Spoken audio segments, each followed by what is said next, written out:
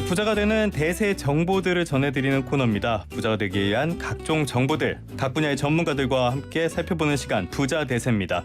오늘 만나볼 분은요, 우리은행 신탁부 신관식 세금 전문가입니다. 어서 오십시오. 예, 안녕하십니까? 네, 안녕하세요.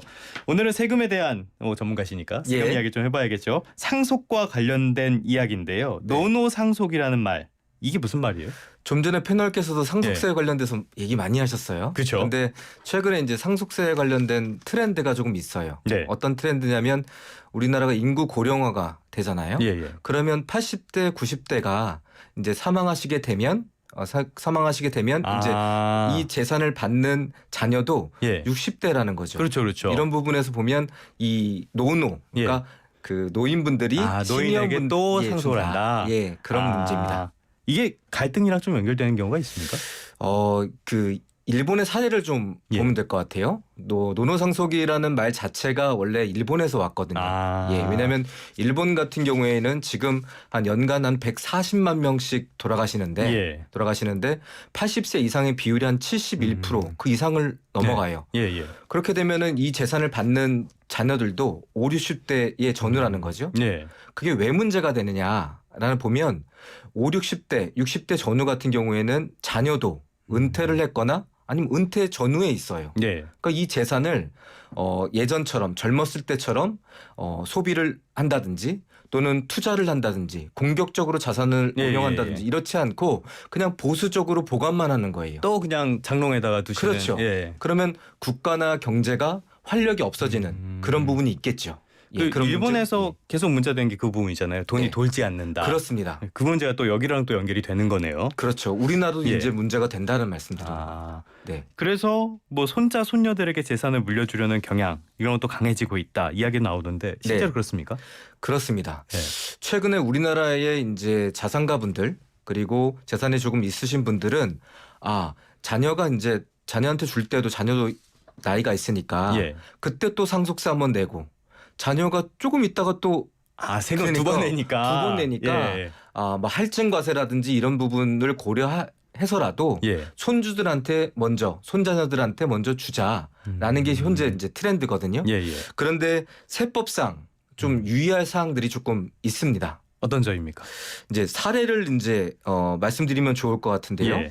실제 이런 사례 정말 많거든요. 한번 이제 이게 사례들이 공통적으로 이런 내용을 말씀드리면 좋을 것 같은데 예를 들을게요.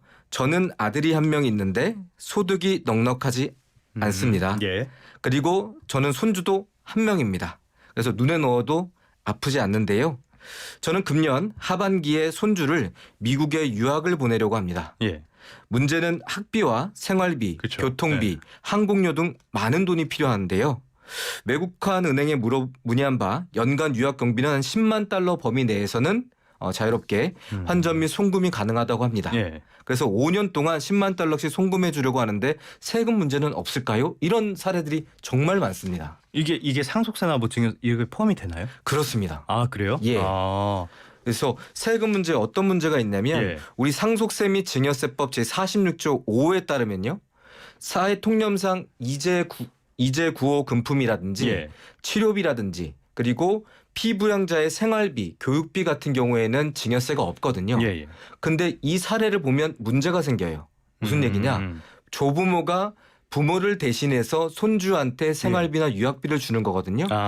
이럴 때 부양의 의무는 아들한테 있어요. 그러니까 부양의 의무가 없는 조부모가 손자녀의 유학비 또는 생활비를 부담하는 경우에 손자녀는 조부모로부터 이 재산을 증여받는 것입니다. 그러니까 증여세 부담을 해야 된다라는 납세 의무가 있다라는 점을 말씀드릴 수 있겠습니다. 그럼 나이 많은 아들이 유학을 간다. 그래서 이걸 줬을 때는 그땐 증여세가 안 붙나요? 그렇습니다. 그럼에도 불구하고 나이 많은 아들도 제가 본인이 생활 능력이 있고 소득이 있는데 부모가 도와준다.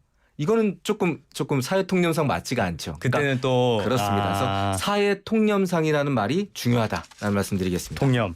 네. 어렵네요. 네. 그런 증여세 말씀을 해주셨는데 네. 10만 달러씩 5년이면 50만 달러. 그러면은 그렇습니다. 우리 돈으로 하면 7억 정도가 되는데 증여세는 예. 얼마나 나옵니까? 그러면? 이게 손주가 미성년자냐 예. 또는 성년자냐에 따라서 좀 다르겠지만 미성년자 같은 경우에는 증여재산 공제 금액이 좀 적어서요. 예, 예. 그리고 아들을 건너뛰고 증여하는 것이기 때문에 계산된 세액에서 30% 정도 30%. 할증이 되거든요. 아, 예. 그런 걸 고려하면 1억 한 8,700만 원 정도의 증여세가 나올 것 같습니다. 와, 그럼 7억 줘가지고 세금으로 거의 2억 되면은 예. 5억 정도밖에 못 쓰는 거네요. 그렇습니다. 황금, 예. 송금 수수료라든지 이런 거 다 계산하게 되면 2억 대 거의 돼야 2억 돼야죠. 예, 그렇습니다.